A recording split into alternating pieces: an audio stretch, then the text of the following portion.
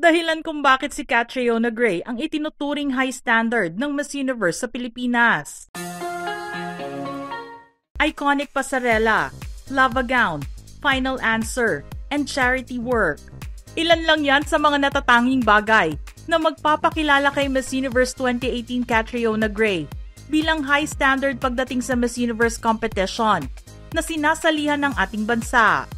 Magmula kasi noong manalo siya, wala nang nakasunod pa na makasungkit ng prestigious and coveted Miss Universe crown. May 6 na taon na rin ang nakalilipas at wala pang nagkaroon ng pagkakataon na makasunod sa yapak ni Kat pagdating sa top international beauty pageant. Kahit nga sa pag-host ng Miss Universe, very present at visible si Kat. Marami ang nagsasabing mahihirapan ang susunod na mananalo ng Miss Universe Philippines crown dahil ginalingan masyado ni Catriona ang kanyang performance. Kaya naman mahirap na itong matalo. Kahit ang dating spokesperson ng Malacanang na si Attorney Sal Panelo ay puring-puri ang performance ni Kat sa international pageant stage. Miss Gray truly made the entire Philippines proud when she sashayed on the global stage and showcased the genuine qualities defining a Filipina beauty: confidence, grace, intelligence, and strength in the face of tough challenges. Miss Gray's triumph sets the bar high in empowering more Filipino women to believe in themselves and to fight for their own place in the universe. We salute and admire her victory. Dinagdag din niya na ang tagumpay ni Catriona sa international pageant scene ay nagpakita na ang mga babaeng Pilipino ay may kakayahan na gawing katotohanan ang mga pangarap sa pamamagitan ng passion, sipag, determination at pagsusumikap.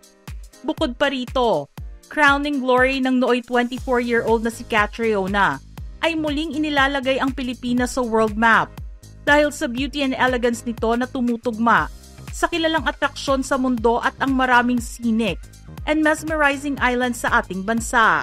Nakadagdag din sa high standards na ibinigay ni Kat ang mga gowns na pinagpilian ng kanyang team na isuot niya sa coronation night ng Miss Universe.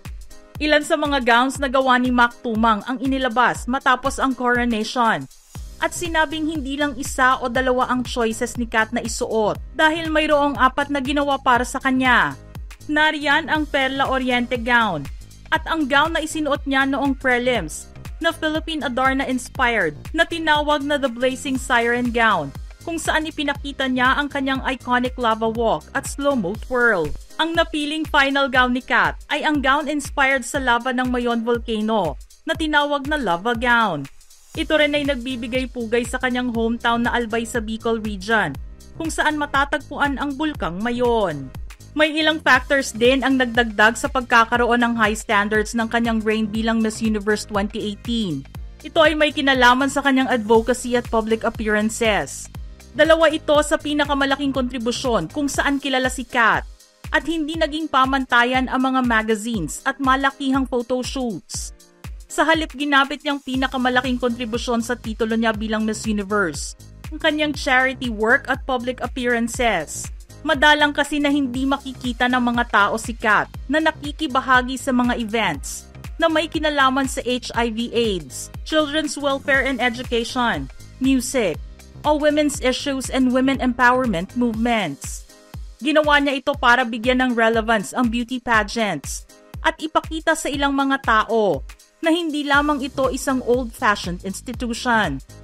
Pinatunayan din ni Kat na hindi siya isang beauty queen, nasusunod na lamang sa mga sasabihin sa kanya. Bagkus ay nakipagtulungan pa ito sa organisasyon na mga nais niyang matupad kapag natapos ang kanyang reign. Nakagawa rin si Kat ng mga high-profile endorsements na nagpataob sa mga dating Miss Universe winners. Ang mga multinational companies na nakabase sa Pilipinas ay seryosong maglalabas ng pera para sa kanyang talent fee bilang talent ng IMG-WME sa ilalim ng Miss Universe org upang mag-endorso ng mga produkto mula sa fast food, beauty, banks at tech gadgets. Isa sa mga mahirap pantayan at sundan bilang Miss Universe Philippines. Ang isang pinakamatinding factor kung bakit very high ang expectation ng mga tao, lalo na ang Pinoy fans, sa susunod na tatapak sa Miss Universe stage, ay dahil ginawang very flawless o malinis ni Kat ang kanyang Miss Universe performance. Noong magtangka siyang sungkitin ng Miss World 2016 crown sa unang beses ng pagsali niya rito, nabigo siyang gawin ito. Pero hindi nawala ng pag-asa si Kat at sumubok muli.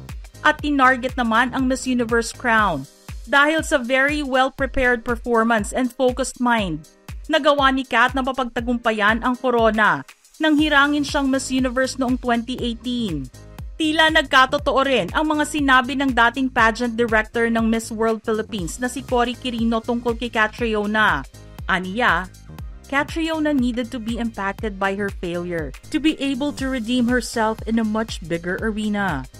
Kaya rin naman ito ang kanyang ginawa sa pagtapak niya sa Miss Universe stage.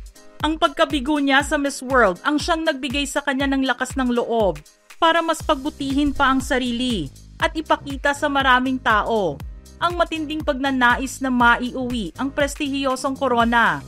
Ika nga ni Kat, "Keep your torches burning. Mine is burning stronger than ever." Kaya naman mas lalong nag-alab ang pagnanasa niyang sungkitin ang ika-4 na Miss Universe crown para sa bansa. Lagi ngang paalala ni Kat sa mga taong may pangarap sa buhay. "To everyone with a dream, know that your dreams are valid. And on your path, you are never denied and only redirected. Failing once does not mean that we will fail forever. Take a deep breath. Take a moment to reflect. Re-strategize. Compose yourselves. And rise again like a phoenix."